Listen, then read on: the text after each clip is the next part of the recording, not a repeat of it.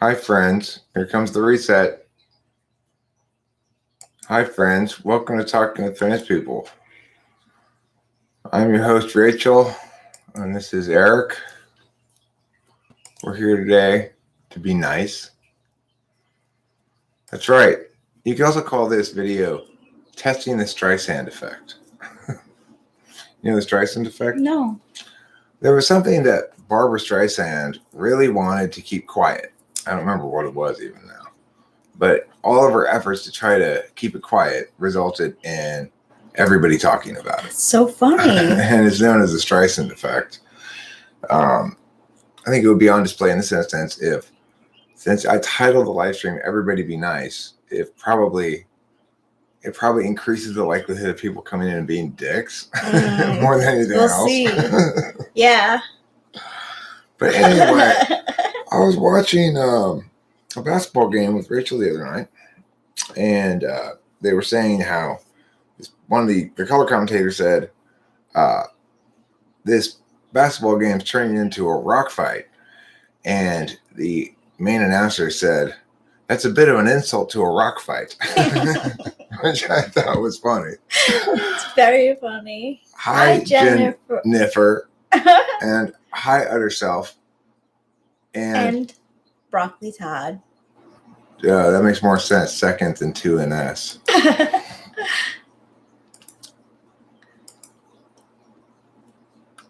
A Rufflamola. I guess I should pop this out and leave it over here. Huh? Makes more sense. Oh, that's a good idea. Yeah, that way we both can see it. Yeah. Instead of neither of us being able to see it. Which is the actual status quo. Okay. All right. Welcome. So anyway, we're going to discover one of two things in this test. We're going to discover that the title, Everyone Be Nice, makes nobody interested in coming to this live stream. That's one possible conclusion. Everyone's going to be nice. Forget it. It's going to be boring. Or that it makes everybody come here and actually be nice, which is very unlikely. Or most likely outcome, it makes people come here and be extra dicks. It probably will attract the dicks, I would guess. Let's see. But we'll find out, you know. Maybe we'll find out the first hypothesis is true, that only you 6 people are the only people who ever show up because everyone else is like, it's going to be too boring if people are being nice to each other. Right. The last live stream, I stayed mostly above the fray, but the entire stream, Leaf Trimmer was slap fighting back and forth with everybody within arm's reach. Oh my gosh, he was? Yeah, as he usually does.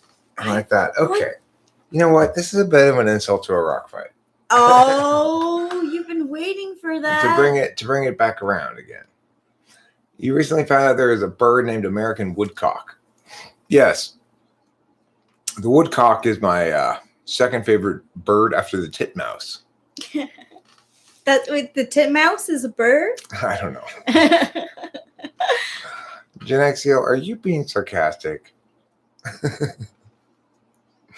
Are you making a yoke? Are you yoking? I think you're yoking a little bit. Yeah, I do. So anyway, it's been a sleepy day. It's been a cozy day.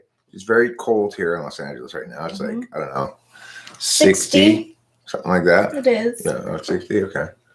Pretty good. I can get the exact for you. Let's find out how exact I am. I say 62. 55. Wow. Wow, no wonder. I was 7 full degrees off. But then the next coming days is going to be in the 70s and hop to the 80s. Thursday, 88. Are we going to get any rain? No. Is it just pretend clouds? Pretend clouds. These are all pretend clouds. That's really annoying when you're wanting some rain and you get nothing but pretend clouds. Hey, Grogu, remember, we entered today's live stream with an implicit agreement to obey the command, everyone be nice. Eucalyptus cola. Hello. eucalyptus koala. Right.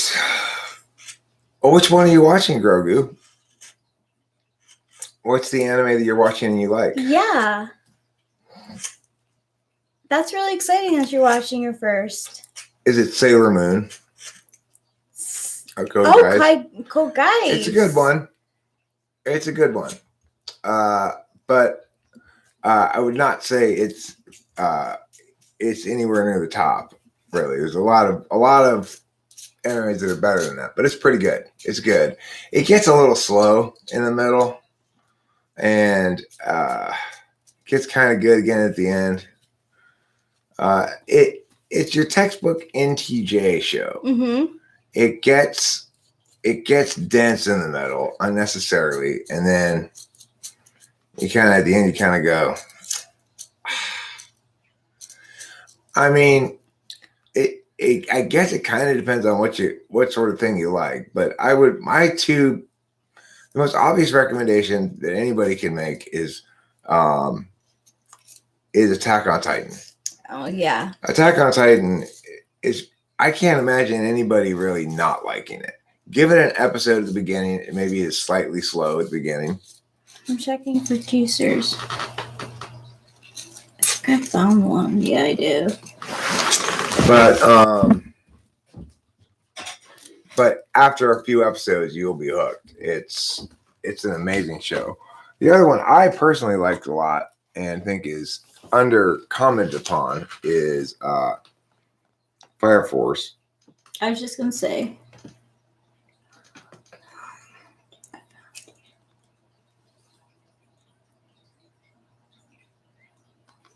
Thank you, darling. You're welcome. Death Note wasn't my starter anime. I started with Naruto. Shippuden. Naruto and Naruto Shippuden.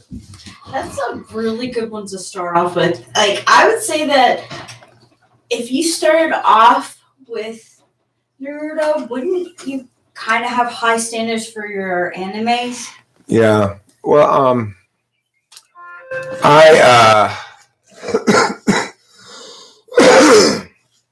you're confused with the racial dynamic in Attack on Titan. It's pretty straightforward. It's Attack on Titan is World War II rewritten such that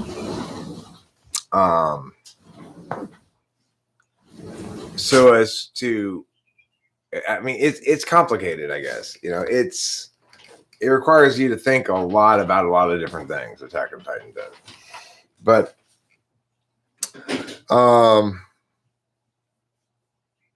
the thing is, Fire Force is really snappy. All right, like it moves along nicely. It looks beautiful. It's really compelling to look at. Yeah. And I think it's the most compelling to look at of all the anime I've ever seen. You know, out of all the anime that we've watched too, it feels the most modern. Yeah, it's like right now. Yeah. You know? I don't know. I really love it. I find it both hilarious and action packed and whatever. Yeah. Rachel's in the kitchen. Aisha. She'll be in here in a second. I think she's making coffee, maybe. Coffee. So the one that I started watching originally, I started watching called Promised Neverland. I've not seen Seven Seeds, but Promised Neverland is a very interesting show about children being farmed as meat and for these demons, and they escape. You know, they're trying to escape this house. You'd avoid Steins Gate? Okay, I probably will. Is it unnecessarily complicated? The two INTJ. You know, I forget how much Japanese folklore there is about ghouls. You really see it in the anime. Like they do have a history with like. Right, they've got their own team. They've got their own mythology and stuff. Yeah, and they mix it so effortlessly with other cultures' mythologies. It's interesting. Mm-hmm. Hunter x Hunter is entertaining if you want something that's light and breezy. If you want something that's like an INFJ show, watch Durarara. That one's interesting. I would say that I definitely would strongly recommend the one that I'm currently watching, which is Promised Neverland, and a couple on Netflix that I'd recommend for sure, which are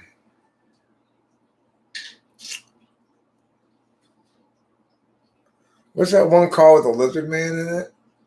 Do you remember what it's called? Oh, Dora. Dora Hedora.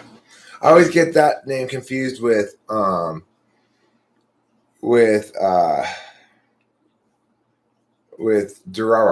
Dora Hedora is really good.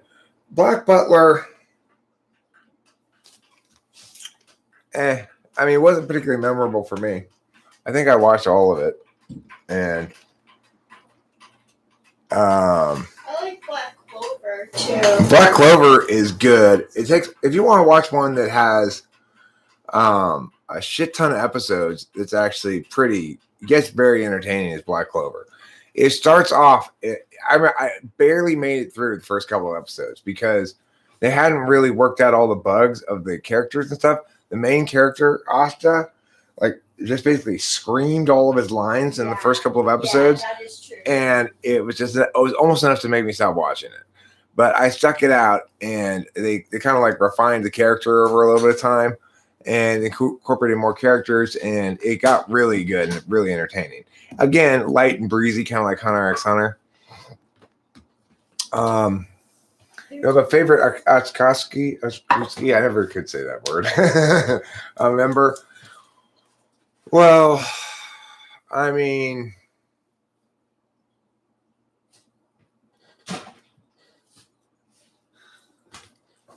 favorite one. Do we need more paper towels? Yes. I mean, I guess I would say, obviously, Itachi is the coolest one, really. The guy who uses the blood of his enemy to do that ritual, and then everything he does to himself happens to them. That guy's pretty cool. Is that who I'm talking about? Broccoli Todd? Hedon? Or the guy with the 5 hearts? He was pretty cool.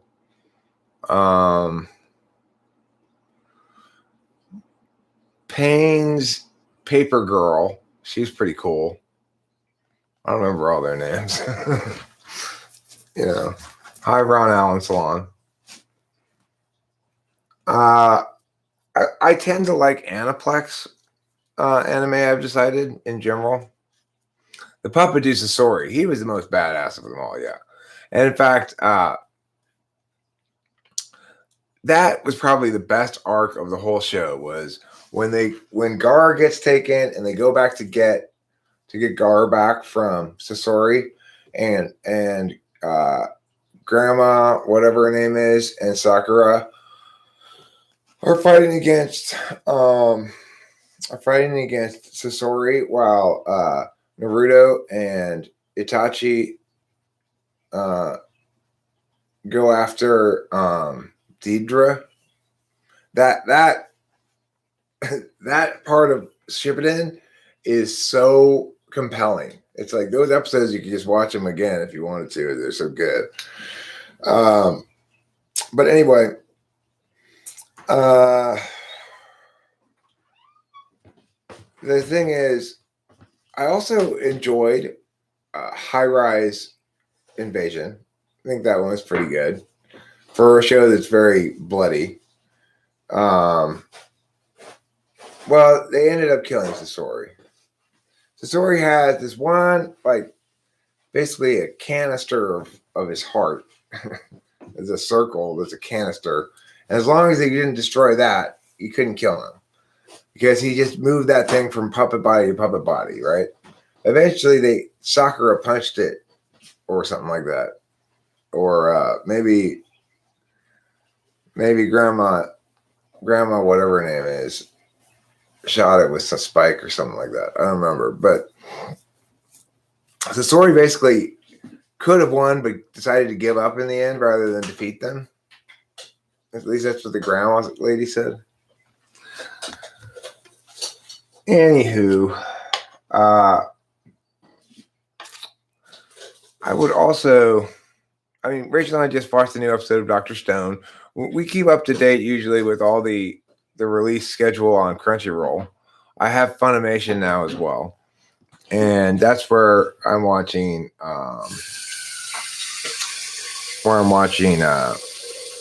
My Promised Neverland or The Promised Neverland or whatever. Yeah, he did reward them special info on Orochimaru. Anyway,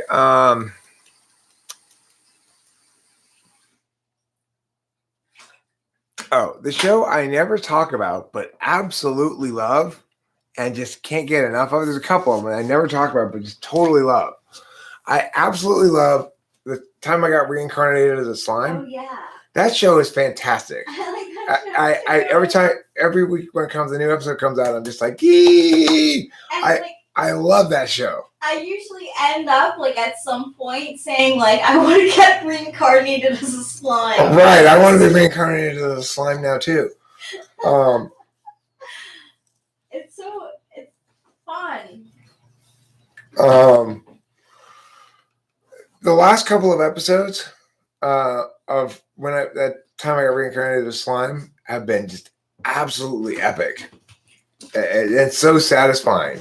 It's like I love it when anime has plenty of death in it. I much prefer anime with death in it than anime without death in it. Well, I do too, for the most part. There has to be like characters that I like that get along together. Like, I don't know. I do care about the relational things that happen in the show too. I will say this. My favorite place to watch anime by far is Netflix when I can get good anime on there. But, they're not as active as like Crunchyroll or Funimation. Ooh, what's my favorite anime? I really do like Durarara. And then I would say Fire Force is probably second. I really like Fire Force too. Eric is not just hyping it up. It's a really good show. It's one of the funnier ones too I've seen. It's both. It's not a comedy, but it's funny. You'll see. If you watch it.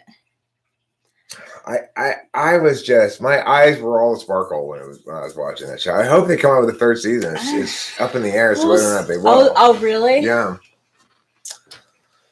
Tokyo Ghoul was too ghoulish for me.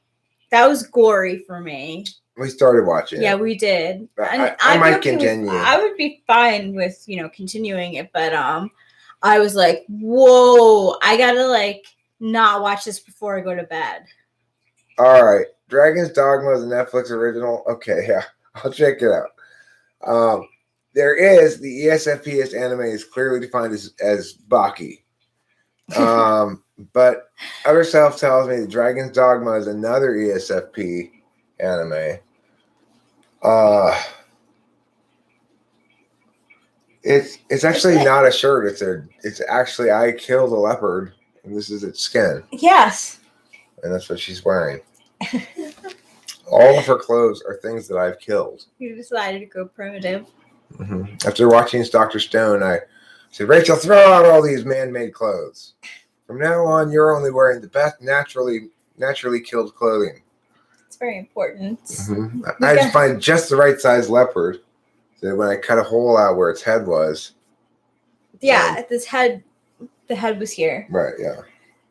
And the arms were here, too. Yeah, and I had to find a leopard that instead of having two legs, had a stump like this, like a skirt-shaped stump. And I did. I found one.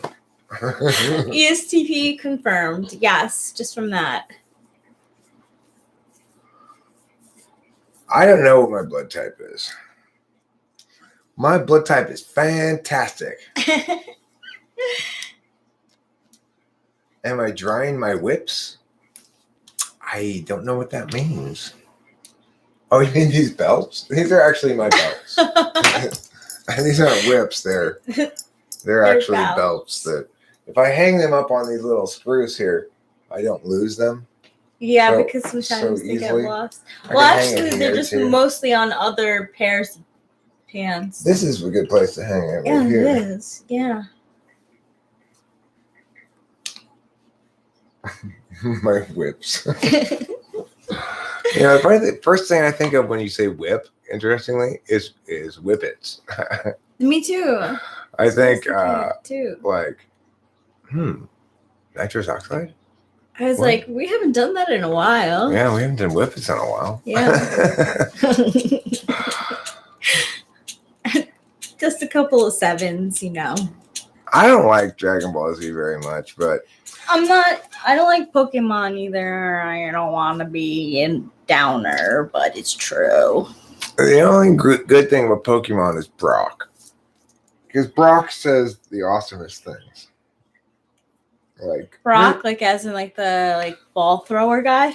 Brock is in the guy who goes, "But Nurse Joy, you're constantly astonishing me again with your beauty." That guy. Brock. Brock is Brock Hard, I agree. Let me see. If you haven't yet answered my most recent poll question, please take a moment to answer it. I want to ask you and the general audience a question. So I have this tarot app on my phone, and it keeps track of it keeps a tally of how many times I pull a card. So I recently restarted it, and the lunar month trend and the all-time trend top card is, with 3 appearances, is 7 of Cups. And I think that's a really interesting card to have. I'd like to get some insight. 7 of Cups. Mm-hmm.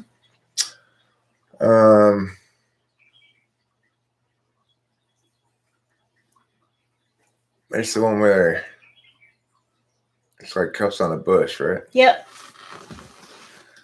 Well, it just means you got to pick the right fruit. Yeah, I know it does. You got to pick the right fruit. I guess it kind of reminds me of that. Ooh, man, that is really bad. It's so meta. bad luck though. Thanks, Shexiel. That's exactly what I was looking for.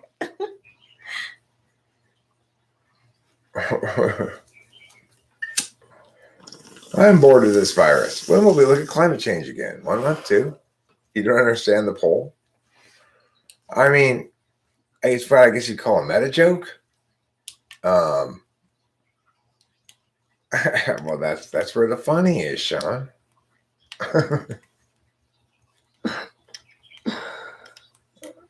That's where the funny is. Yeah, here's the poll if you want to see it.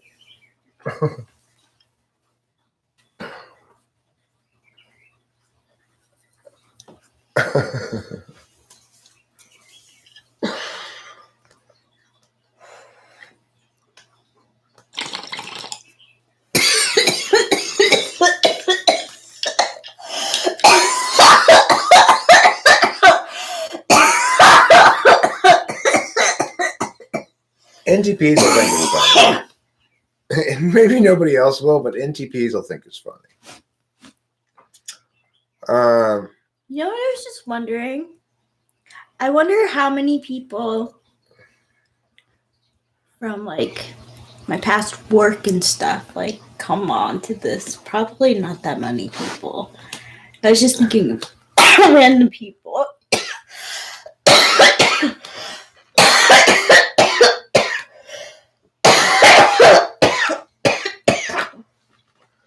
See, the inclusion of ESFPs there is my way of acknowledging that I too have my own kind of groupist nonsense, right? So Yeah, we all have our. It's a it's a joke about humanity. It's not meant. It's like it's funny. It's one of the things that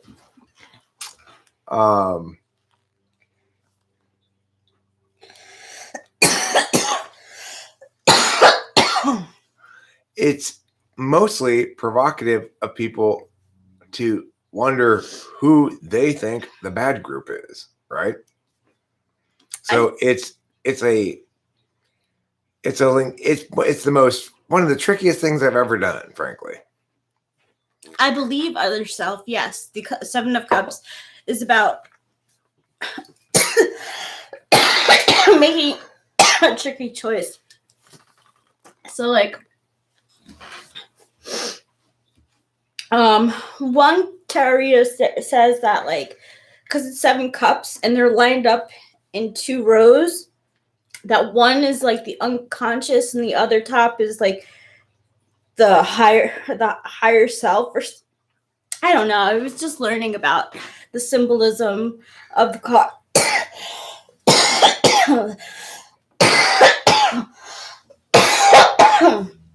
The only thing that I could think of off the top of my head would be a tricky.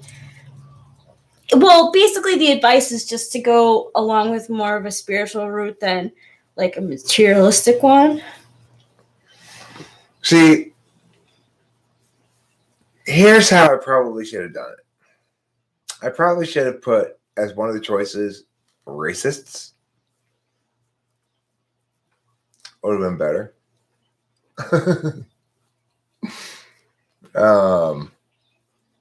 I should have put, barbarians, savages, heathens, racists, ESFPs.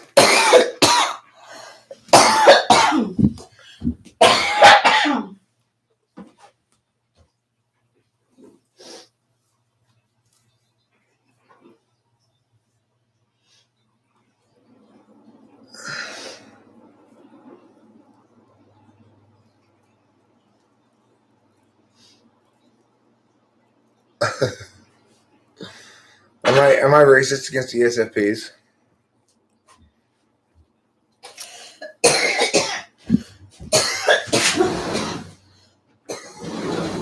The funny thing is, of course, that is such a common expression, like racist against when it's not a race, right?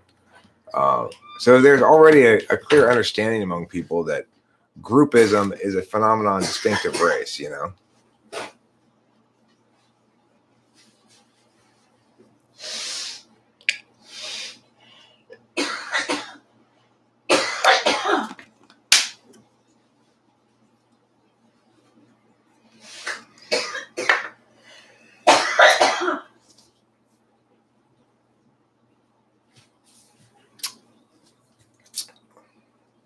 The answer is you can't be with anonymous and random while being named concurrently. Sure, I just answered it. Aw, thanks, Other Self. Other Self says, every time Rachel coughs from weed somewhere in the world, a litter of kittens is born. Oh, so cute.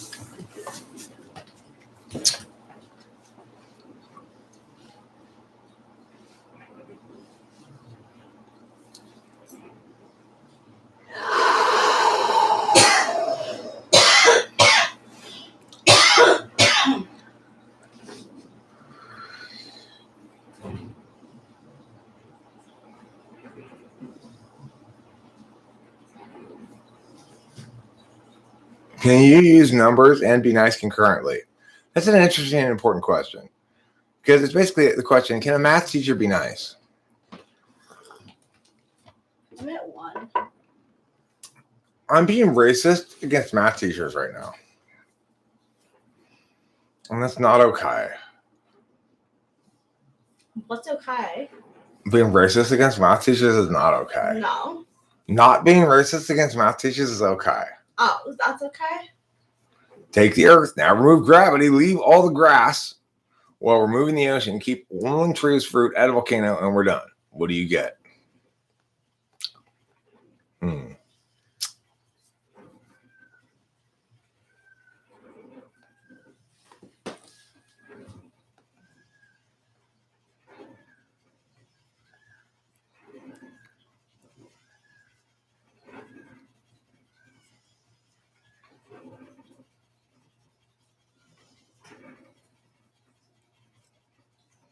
Garden of Eden? I don't know. Garden of Eden had many different kinds of trees with fruit. Just only one. What's the metaphor?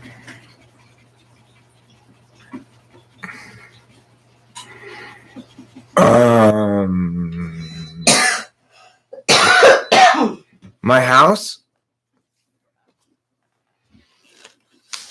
Oh, wait. We have more than one tree with fruit. Hey, Sean O'Neill, stop that. Volcanoes can too exist without gravity. Besides which, he said remove all the gravity. He didn't say don't put it back. Okay. Oh, your balls. Oh, your balls. How could we not come up with that metaphor? I don't know, but I should have gotten it. Yeah, you are. I should have. Want to guess like that. Because my next guess was going to be your mom's face, and I was going to work my way down from there. Would have eventually maybe gotten to your crotch. Crotch, your crotchal region.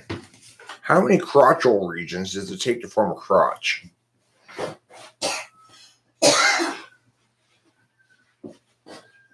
Oh, you do, Oliver Linehan. You do.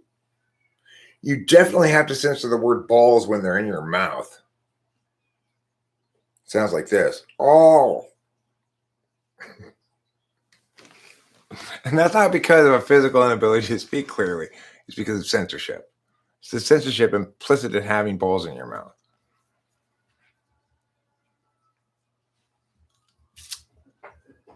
I'm opposing censorship. Okay, Oliver Linehan. Now open up.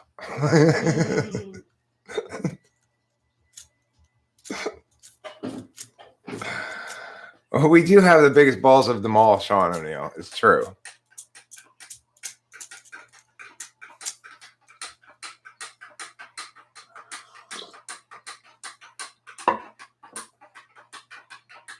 Yeah, I got it. Anonymous Random Zero. I understand the metaphor. Once you said the answer, I understood it completely. Yeah, me too. There was no question. I didn't misunderstand that the grass was your pubes. I got that the tree is your pen. The fruit I didn't assign to your other ball. No, I assumed that would be the man seed you spewed. Yeah, And the volcano would be your what do you call it? Your prostate. That'd be a better interpretation of your metaphor.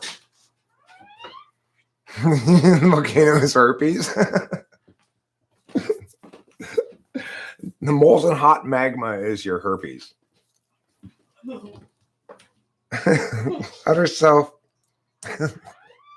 Don't make the problem worse.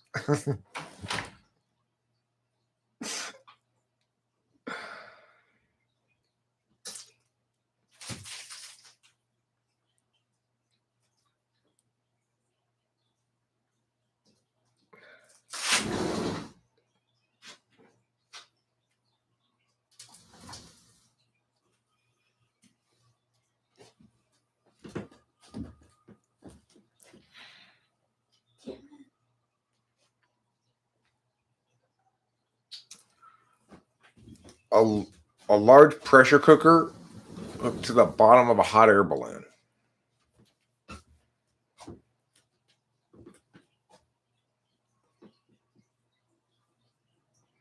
It's gonna be a horrible joke about I know what your answer is, and it's oh,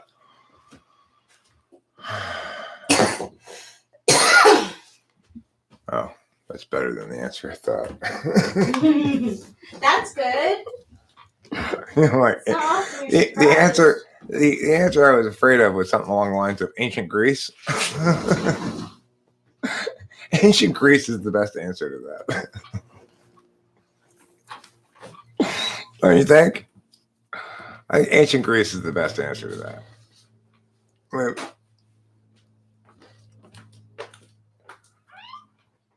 Anybody with me? Anybody with me on this? Ancient Greece is the best answer to that question. I was with you. Yeah, so I am with you. Let's read the answer again. What can go up and down, makes children scream, and requires buildup to deliver the full experience? Ancient Greece.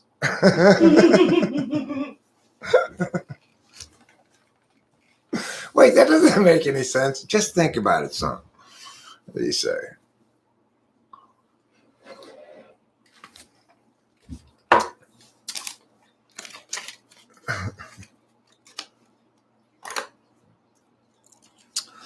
Yeah. You know who I feel sorry for? The lady who played Holly in Land of the Lost. I researched her on Wikipedia last night. Oh no. You know that she never really did any other entertainment business stuff after Land of the Lost. And then she got married young. She had 2 abusive marriages and then wrote a book about it. It's like, Damn. Sorry to hear that. it's kind of depressing. Yeah, that Land of the is. Lost lady. Your career seemed so promising to me when I was a child watching you on Land of the Lost. Yeah, the old school one, right? With Marshall, Will, and Holly, the TV show. To me, as a little boy, Holly was this golden-haired angel. Okay. Aww. And she even had the 2 blonde braids, you know. I don't know. I was kind of mesmerized by her in a little kid way, not really in a teenage boy way, but in just sort of like a little boy way. Yeah. Kids have crushes.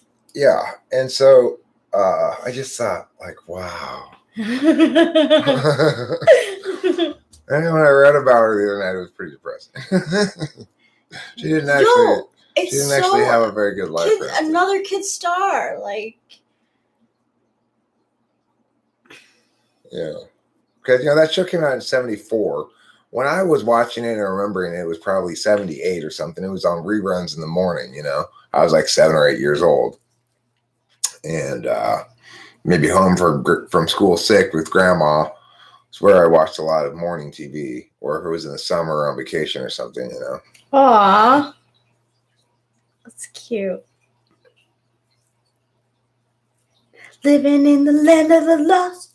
Excitement is the best answer.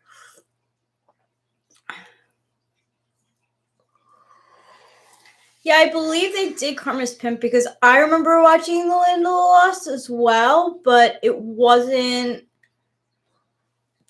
But I see, like. You're too young. It's like, seriously, it probably was on reruns for like 2 years in the late to mid 70s. When we still only had 4 channels or whatever, and they'd have in the morning, they'd have some kid shows that would play, including what I consider kid shows, including Land of the Lost. They'd have Get Smart. They'd have Gilligan's Island. They'd have sometimes they'd have Soap. This old show. It was like a make fun of a soap opera or sitcom. There's some other ones I didn't like to watch as much. They'd also have Bonanza and Gunsmoke on sometimes. And Bonanza was okay, but funny. I couldn't watch Gunsmoke. I wouldn't want to watch Perry Mason either. They'd have that on sometimes. They'd have Brady Bunch on. They'd have what else? I Dream of Jeannie and Bewitched were on. Those were things that were on reruns. I got to see as a kid on reruns. See, I got to see those a handful of those anyway. On Nick at Night as a kid. So like, I really feel grateful that I got to experience like TV shows that my parents watched, because I don't know, like as a millennial, I think it's important, or just as a person, I think it's important to like know things from before. And the first one, yeah, Gen Xio. I was more of a grown-up boy for that one though, but like I don't know when that movie came out. When did National Lampoon's Vacation come out? 1980, 81? I think 80. You want me to check? Yeah. So I guess I was about 10 years old, probably.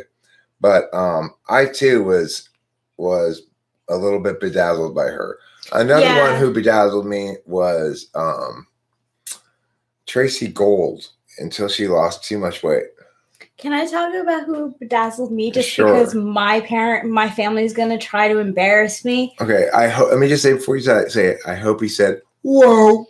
No, I didn't, and I wasn't into Leonardo DiCaprio either, because I inherently was like, all these girls were like, buying for him. I don't know. But Joey Lawrence though, such a handsome young I man. liked his brother. Who was his His brother? younger brother was in I don't know. Was in Blossom? Matt Lawrence. Matt Lawrence was in like. You know what's funny about Blossom? It's easy to confuse with Punky Brewster because the one person in life who really blossomed was Punky Brewster. Yeah. She really, really blossomed. Celine Fry, right? Yeah. Yeah. She blossomed.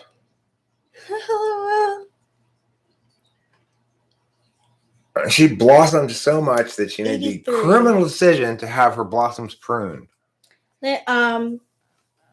National Lampoon's Vacation the first one was in 83. So I was 12. That's why I guess I say I felt a little bit more.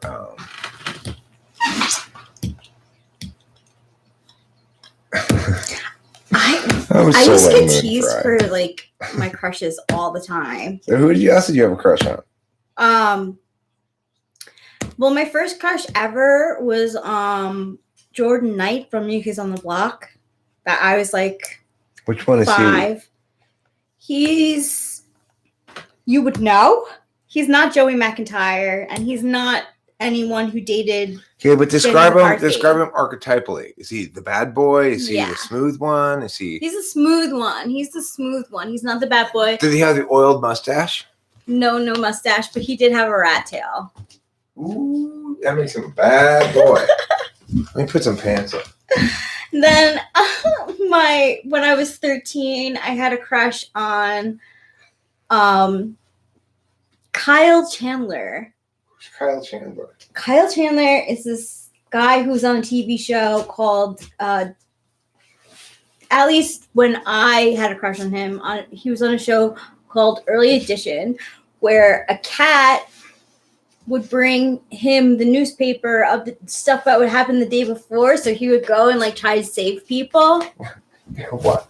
Why is there a cat involved? I don't know. Okay, well, of course, the other big crush of mine from childhood was Daniel San's girlfriend in Karate Kid. Yeah. Are there any characters that you identify with, Rachel? Now, see, that's obviously correctly punctuated, directed at Rachel. Whereas if without that comment, it could be directed at me. Say, do I? You know Sean O'Neill? I don't think so. I don't know. But I would be delighted to discover that I'm wrong. Wouldn't it be? As far as I know, the answer is no.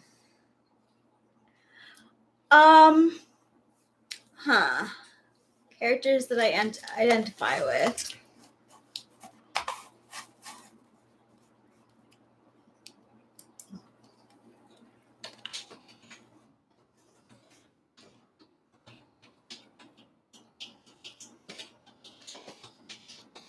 I guess the long answers or the short answer is no.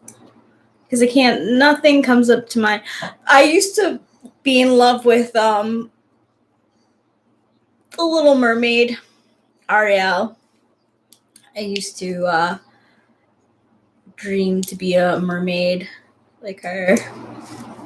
Give me 1 second, everybody, without the audio here.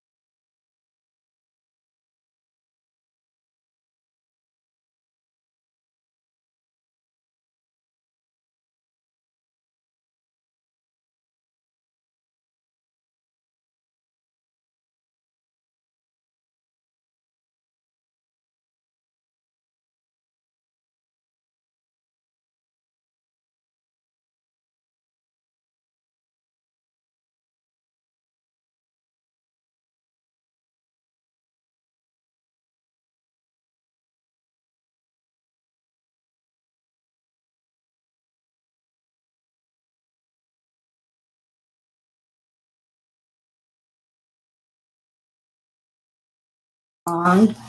All right. I'm going to try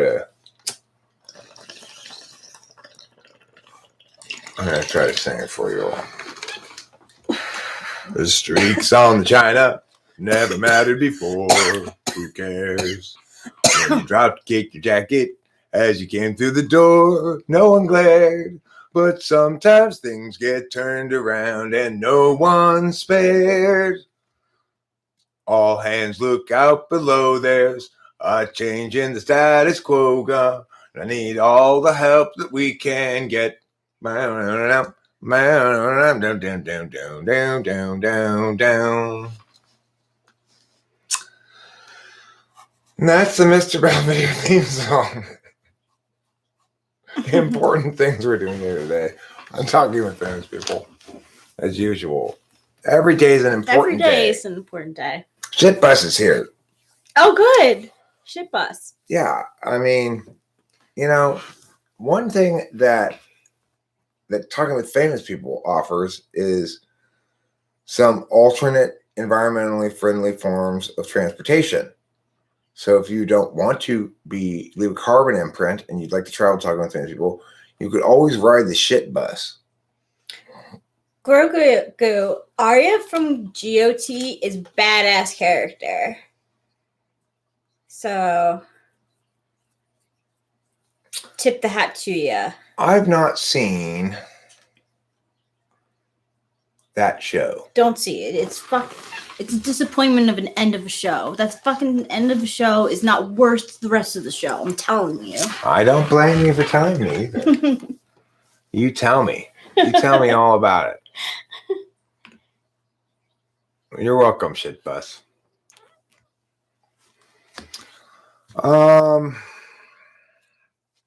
Yeah, I heard the books are better, but the show's great. No, look, I actually watched the whole show I started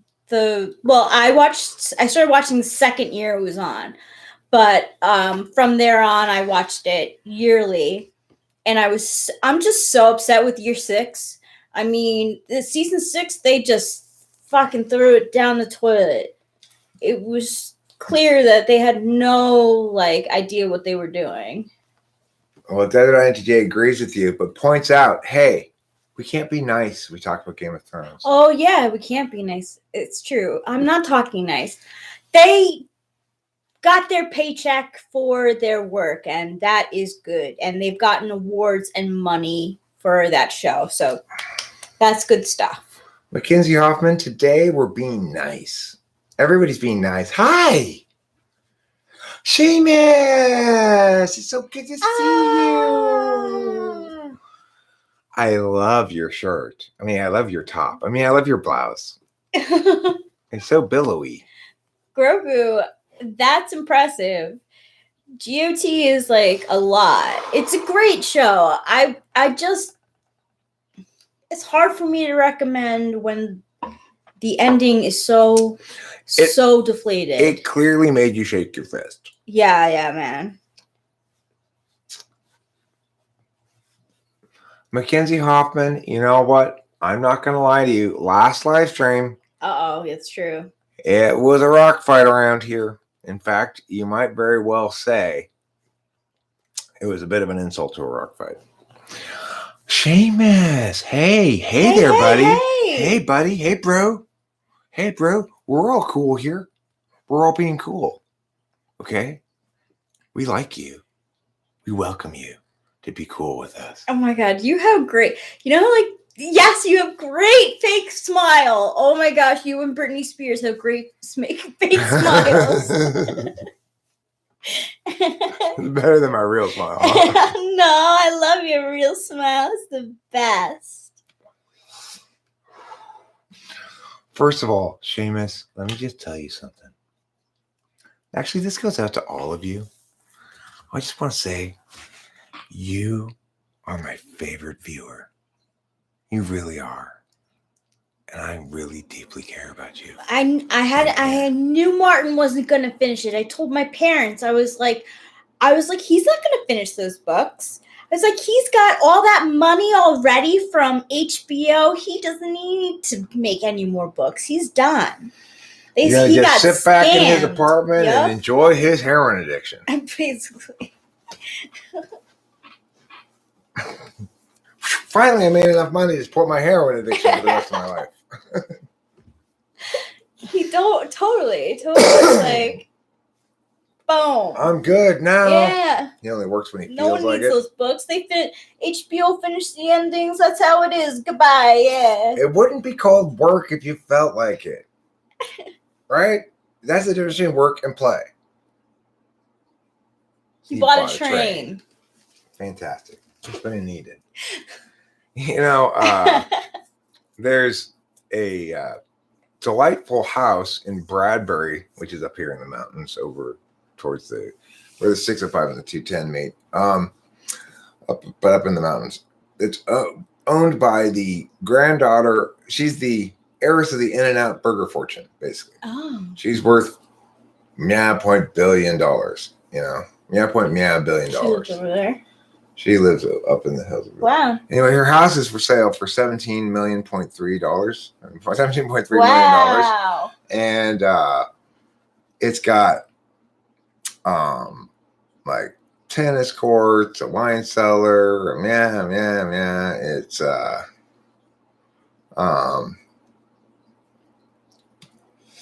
it's at least 5 acres. I don't know how big it is exactly, but I read an article about it today in the news. Because Google News will feed you more articles about stuff that you tend to read. So I tend to read articles about very expensive houses being put on sale near me, like in Los Angeles County, basically. I don't know why.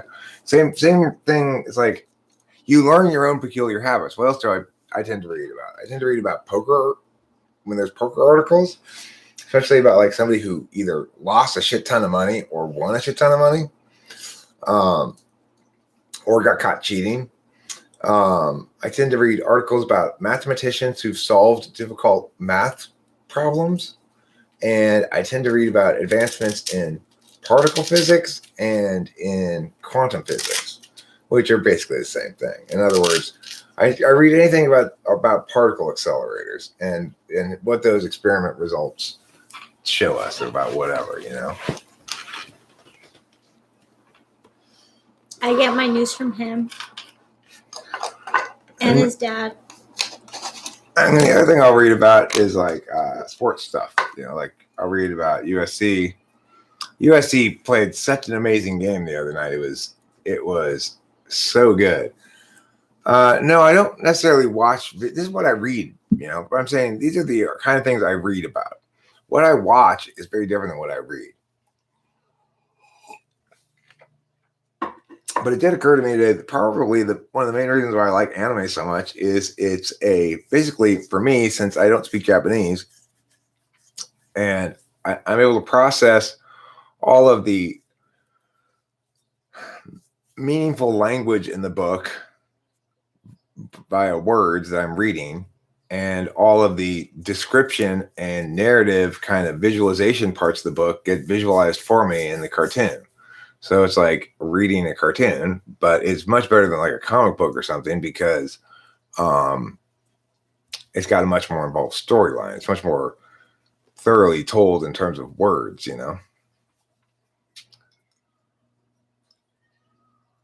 You're talking over is no bueno. Who was talking over you? Me? No. Mackenzie Hoffman. Yeah, you gotta scroll up. You've been retyped. You're part of the FI club. What did they type you as?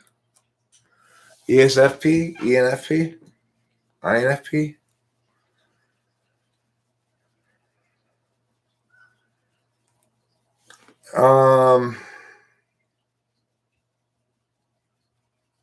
I'm not sure if we've seen him or not. See, this is the thing, Grogu. What I've come to understand watching it with Rachel is that my experience of anime is probably specific to NTPs. It's probably even more specific to ENTPs. that I really like to. I process the written words so quickly that I read the thing and process what's being said, and then have time to look at the pictures before the words change. So, I mean, it's like my favorite way to consume. It's so fast. It's It's so impressive. It's my favorite way to consume media because it's like it's doing the visualization part for me, which is the hard and slow part, and it's but I still get all the meaningful words, which is the dialogue in the story, basically. Yeah. I get to read. I don't have to listen to them. They just get correspond with these sounds that are kind of you could, and like for example, if somebody says "ma ma ma ma" in the story, but they're not showing the character's mouth moving. In other words, they're showing it to two people from the back or something. You can still tell who's talking because the sound of the voice. But I don't have to process the meaning auditorily. In other words, I can know what he said before he's done saying it, and then I can look at the pictures. It's much different experience for NI-DOMs. It's much different, and I'm having to understand that the reason Rachel is not as avid a consumer is she's a receiver of holistic shit, you know. But you talk about it. I'm sorry to interrupt you. It's okay. No, you're fine. I am a receiver, and so I like anime as well, but I'm a slower consumer of it. And to be honest with you, I don't understand some of those tropes sometimes, so I don't see where the plot is going. Where like Eric knows like right away, he's going to say da da da, and he does, the character, and it's pretty impressive. Like I don't watch like that. I'm definitely a slower watcher, but I like anime. I started watching anime in 2012. Actually, I was really little when I watched anime. I used to watch anime on Nickelodeon. There was this like fantasy TV show that was clearly anime and subbed, and I just like could not stand it. But then I picked it up again with Attack on Titan. And yeah, I really like anime. It's easy to watch. A lot of the plot lines are very endearing, and you're cheering for a clear side, you know? There's no like there's the clear good and the clear bad. It's cute. I mean, obviously Attack on Titan's like totally different than cute, but All right, so who typed you as this, Mackenzie?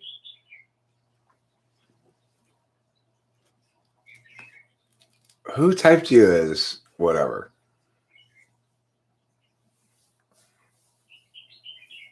And why would they dismiss ESTP as a typing for you?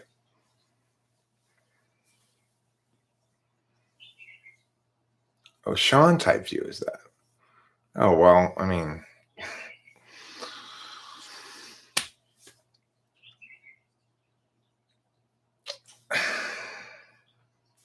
what can I say? You can't type people with NI, you know.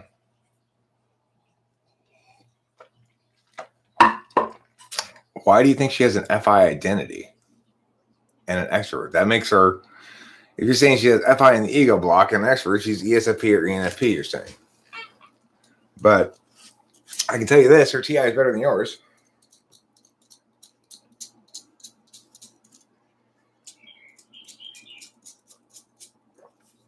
Ow. Obviously not. Pissed off percent. I mean, apparently he thinks he does, but he obviously doesn't.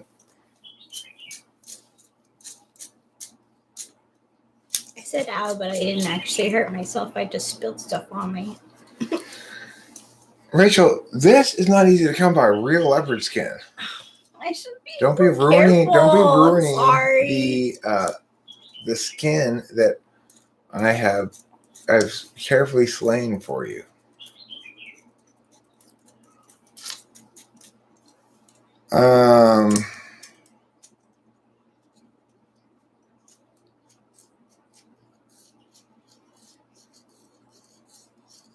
Did he type you on his channel?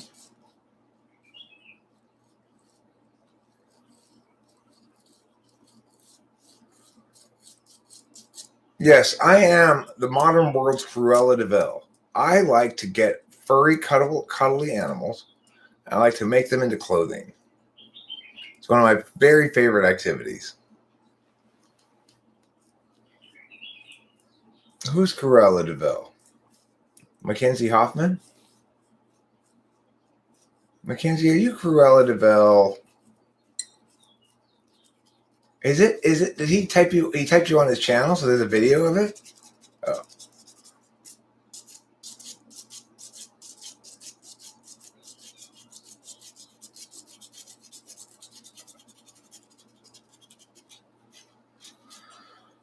I don't drink though, so unfortunately I can't be a drunk Santa. I can be a sober Santa.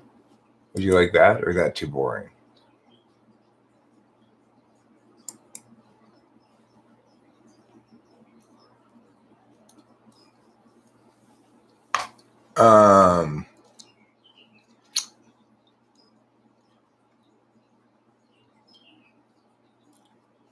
Grogu, I don't blame you. You're having withdrawals. That's perfectly understandable.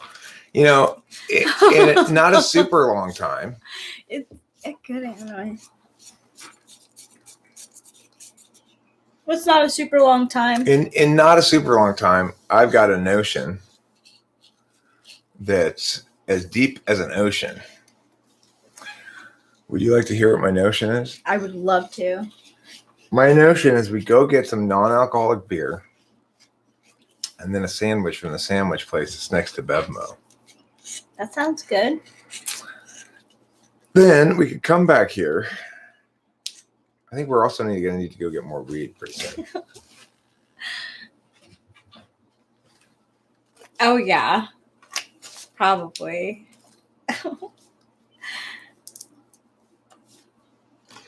It's just Mackenzie on a list of Hoffman, things to do. let me just make something clear to you. You are not T.I. Polar. Salem Black, what video games do you play? I used to play video games a lot on my phone. And Nintendo. Any Nintendo I used to play.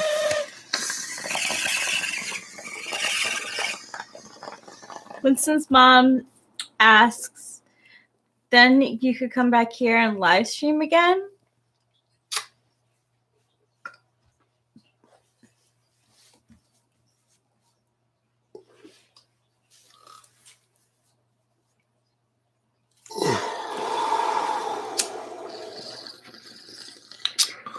I would say right now I feel a state of intermediacy, which is to say,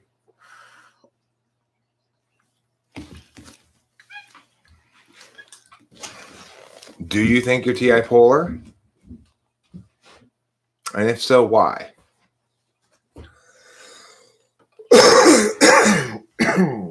Host Eric asking the important questions. Yes.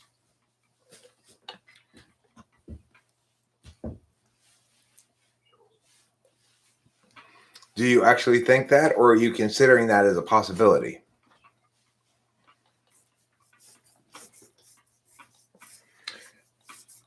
If I tool people,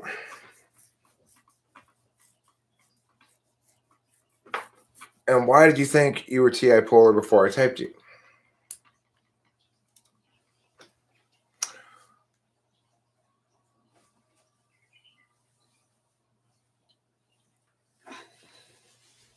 Well, bottom line is you can test TI directly.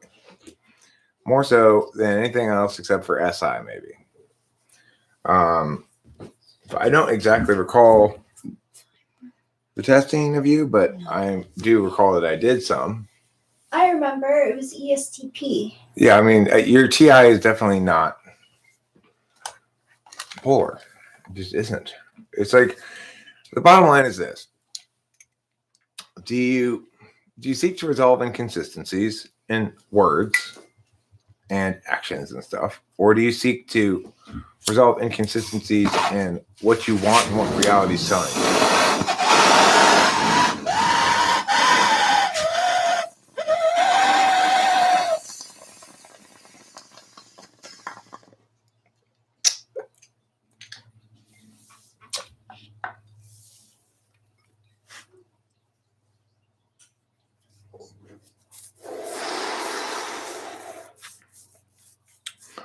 TI polar people want others to accept their truth. FI polar people want to accept the truth regardless of what others say. Which one do you identify with more? Do you want others to accept your truth, or do you want to accept the truth regardless of what others say?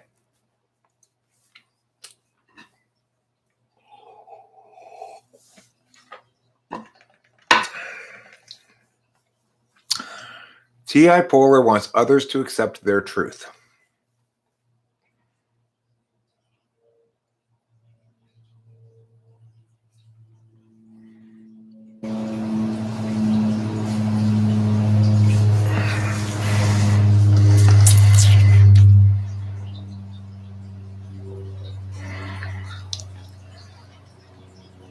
It's possible I'm misconstrued, but I don't know.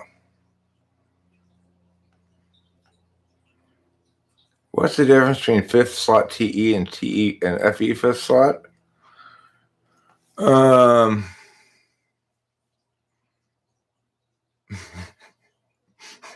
guess there's more misconstruence, huh? There's misconstruence spewing everywhere.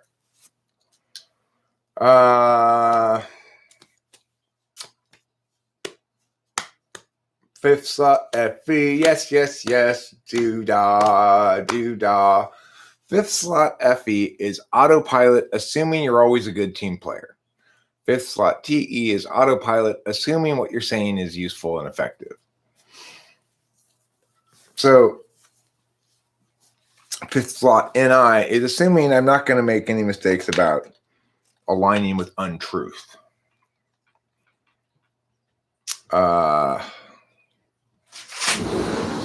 And when you have a relationship in a 1-4, it's very much like a sponge and faucet. Okay, if you've got a faucet of TI, then in the fourth slot, your FE is like a sponge, and it's a sponge that's too small to sop up all the TI. You got a lot of TI to process into nicer words for people, and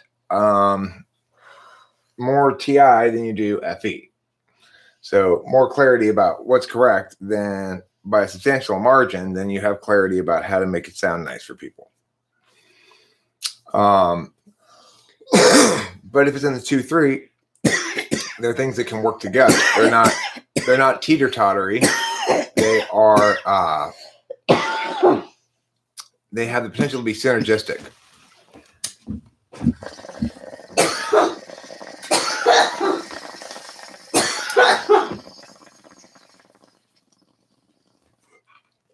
One 4 is teeter-totter. So they just say,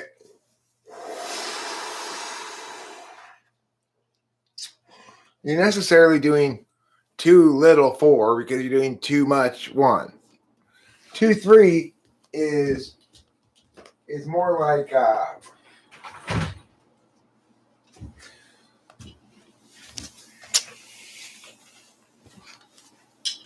it's more like well,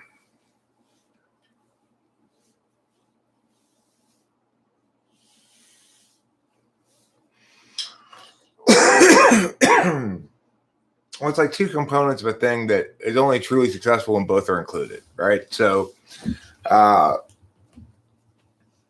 like coffee and cigarettes.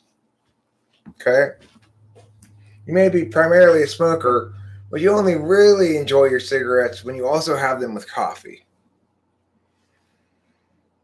Which makes me want to have a cup of coffee and, naturally, a cigarette. Look, here's the thing, Mackenzie.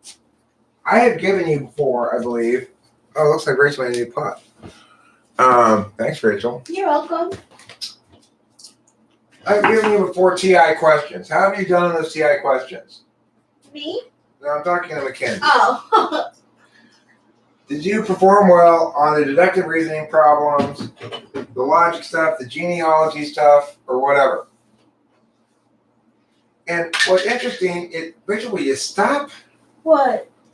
I want to leave this spoon in here. Oh, sorry. Okay. I know you wanted to. I just didn't. I thought you might not want to. Okay. What I decided is I'm so sick and tired of both having to pour the creamer out from the thing into the cup when it doesn't have a pour spout. Yeah. And then having to stir it with my knife. I figured we'll just leave this spoon stabbed into the creamer. Totally. At all times, and then we'll use it as both a stirrer and a scooper. Thank you for letting me know. Sorry I didn't inform you formally before. See, that's the sort of thing that you are.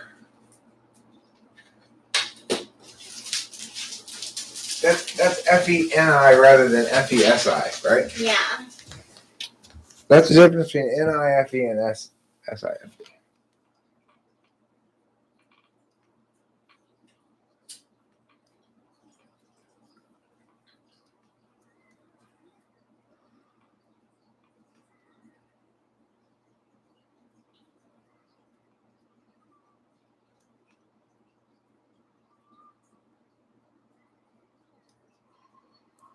So the point is, actually test yourself on the TI questions, see how you do. You know, it's like, can you do the genealogy questions, no problem?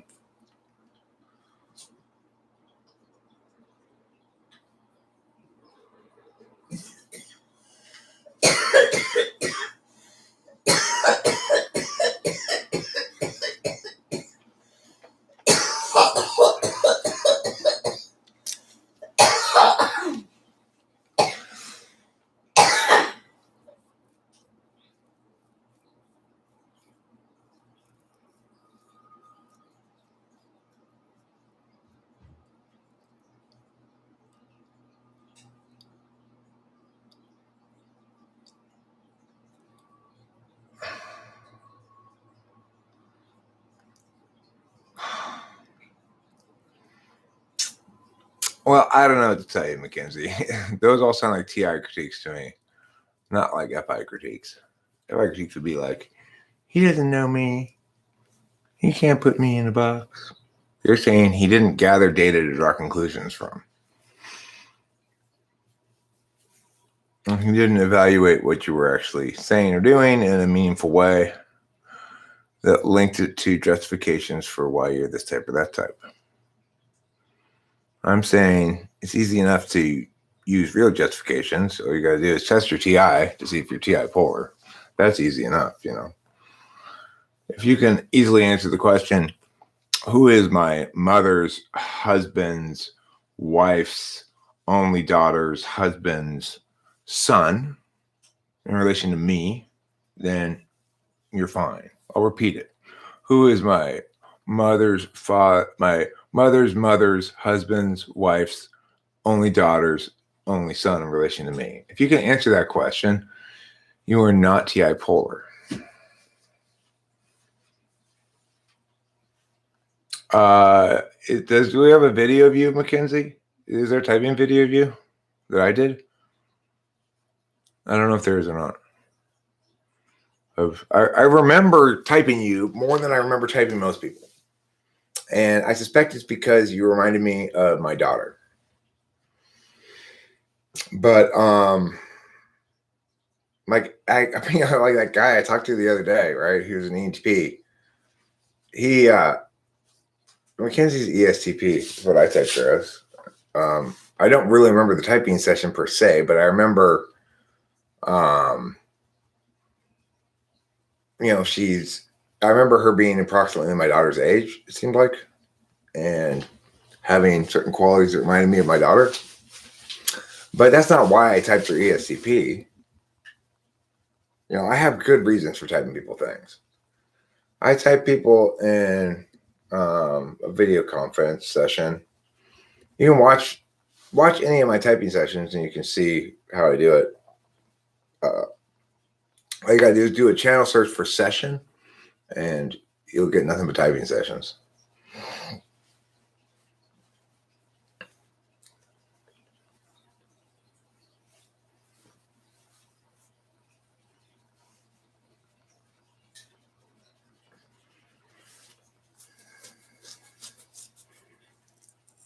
You're such a handsome man.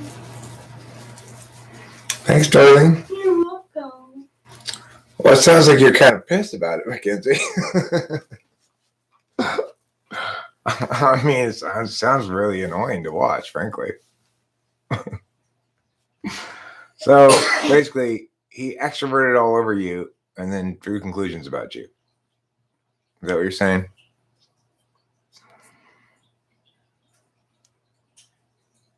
You're FI furious. I think you're mostly TI furious. Like, those aren't good justifications. You keep saying, basically, he didn't do the process correctly. He didn't justify things properly. He couldn't possibly have concluded what he concluded because he didn't have adequate amount of data. Those are TI objections, not really FI objections.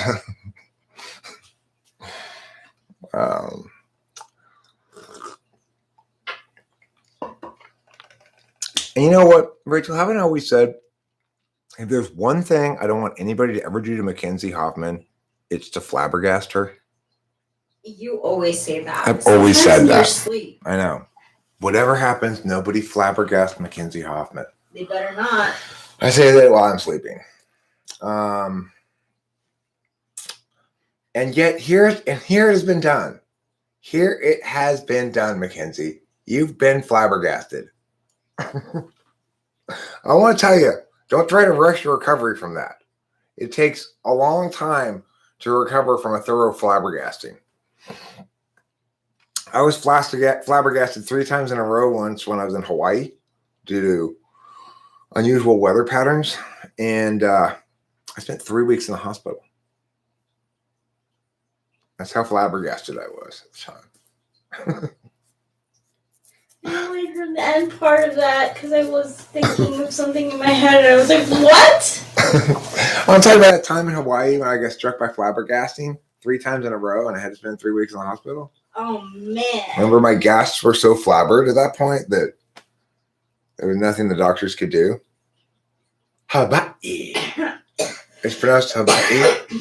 I'm feeling a little flabbergasted now myself.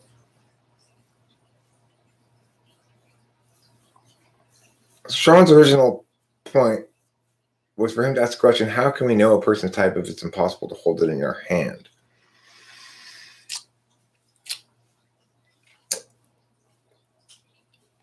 Well, I guess it's the same way that you all can know my penis in your imagination. Only Rachel can hold it in her hand. Aww. Thank you. I love you so much. But you know what? I gotta warn you. Don't even hold it in your imagination unless you're ready to get flabbergasted. Yeah, that's the truth. Because your gas is going to be flabbered. It really will be. Don't even know. You know what? Actually, I believe the noun form of herself is flabbergastophilia.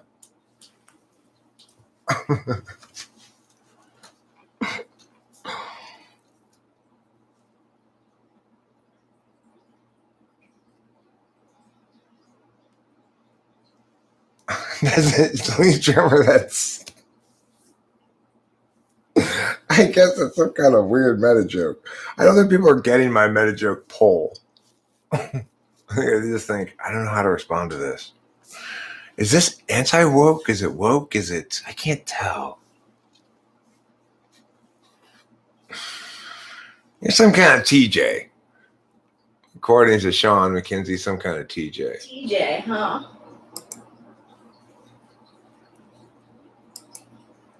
Maybe she's Tijuana.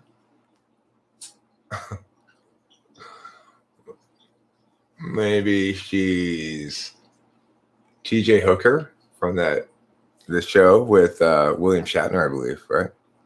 Was William Shatner TJ Hooker? And here's really the question I think inquiring mind want to know. Is Mackenzie Hoffman really an alias for William Shatner?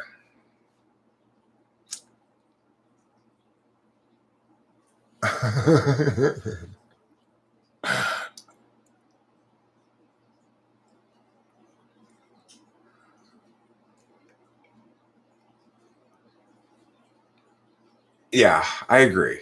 I agree, Winston's mom. I think that that leaf trimmer's comment qualifies as a meta joke as well. Okay. Anyway, let's all agree to pass a law that there'll be no jokes about the frame anymore. It'll just be within a frame. C.S. Joseph is a loon. It's pretty successful loon, though. Mm-hmm. I am just surprised, and I'm gonna go ahead and say it. My guests have been a little flabbered by the fact that Mackenzie Hoffman is actually a fake identity, a deep fake, and she's really William Shatner. Wow, that's a deep fake. I was surprised. That's where he got the TJ from. She's half William Shatner, half Heather Locklear? Is she some sort of crazy scientific experiment gone wrong?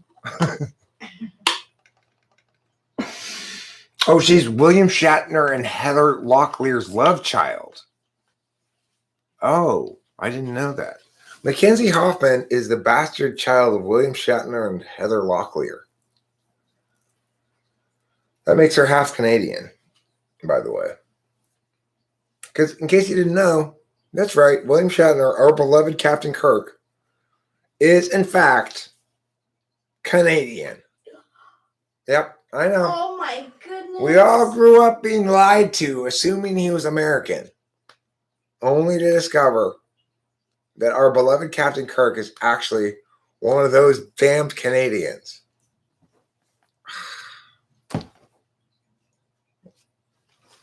When did the world have to turn so savage?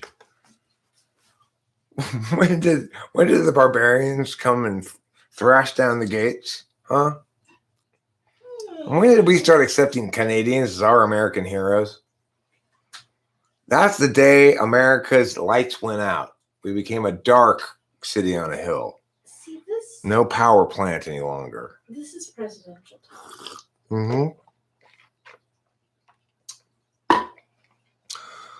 From now on, our Captain Kirks will be American. And just like our Spocks are American, just like our Uhuras are American, just like our Chekhovs are American, if we can have American Russians and we can have American Africans and we can have American Vulcans, then we can have American captains. I promise in America where all future Captain Kirks will be played by an American. I promise a future where Toronto will no longer be the source of places where you film movies. Where American movie films won't be made in Toronto, pretending to be New York. I won't allow it. That's big.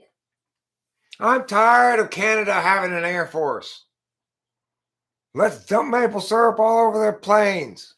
Teach them what it really means to be a Canadian in America's world. We're like, yeah, fuck those Canadians.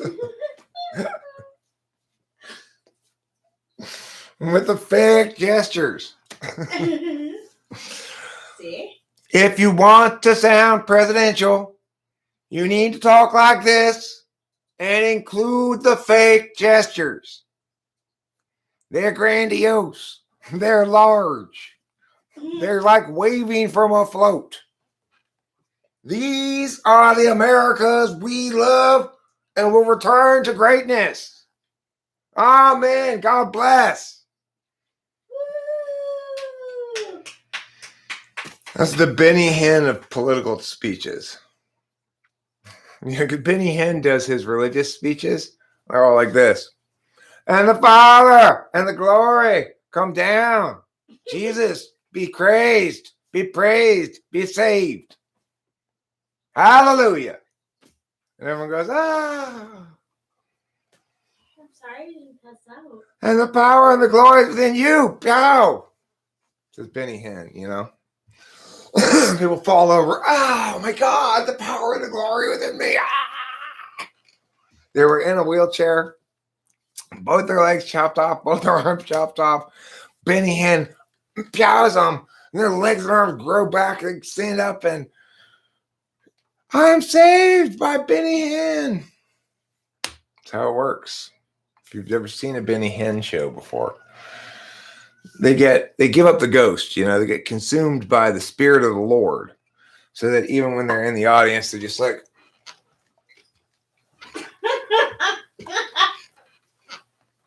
what the fuck is the Lord doing to you?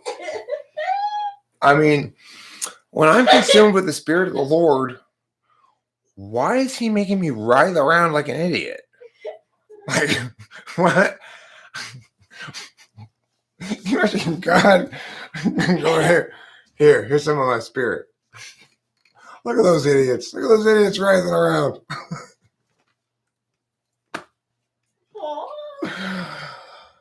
It's good to give them my spirit because it makes them act like a bunch of fools. It's hilarious. You got to see this shit. Watch.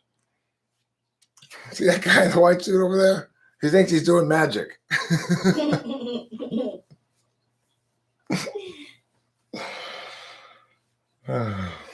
See? Oh, Eric, you're so funny. That's my hand touching you. Thanks, darling. You're welcome. From across the...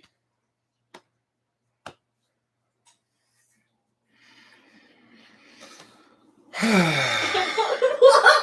someone say something mean? No, I didn't say anything mean. It's just a big downer. Oh, gosh. Hi, guys. I'm Leaf Trimmer. Don't know if you heard, but they're spraying herbicide over Columbia again. Thanks a lot, Biden. No. It's no. like...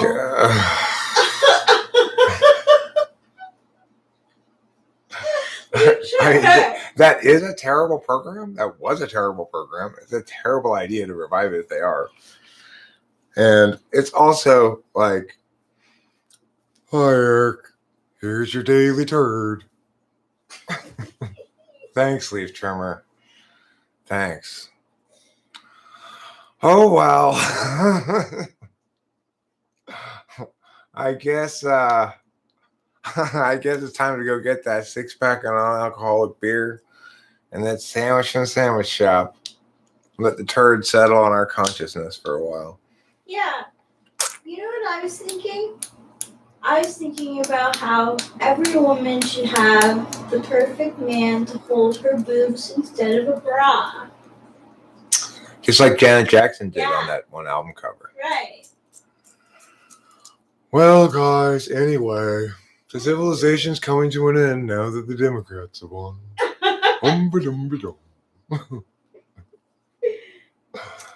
Seamus, I'm no longer a drunk. I gave up the drunk part. I used to be Eric the drunk, but no longer. Haven't been for quite some time.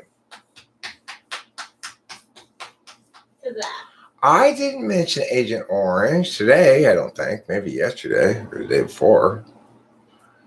Agent Maple is what we spray on Canadian airplanes. Yeah. Okay? Yeah. Look, hey, everybody, hey. Okay, fair enough, Leaf Trimmer. Jesus Christ almighty. Not only do I get the daily turd, but if I don't complain about it precisely enough, I'll get corrected. Corrected on this. Fair enough what he says there about that. True, you did. So I got my daily turd and my slap in the face. Oh my gosh. All right. Well, I appreciate the latter. I appreciate the correction. I stand corrected. You stand correct. All right, we're gonna wrap it up. I gotta tell you, our Lilu the lobster, he has really captured our hearts. He really has. He's trying to drag the shrimp back into his shell home. And He's like, no, it's guys, just, this is not it's for you, like, this is for oh me. my God, this lobster is so adorable. He's my new kitty pageant winner. Because he's a little crayfish. He's so little. He gets up into his little corner. Yeah, I He's know. like, I don't want to be bothered. He's very shy in some ways. Yeah. All right, goodbye, everybody. Don't forget to rock and roll the night away.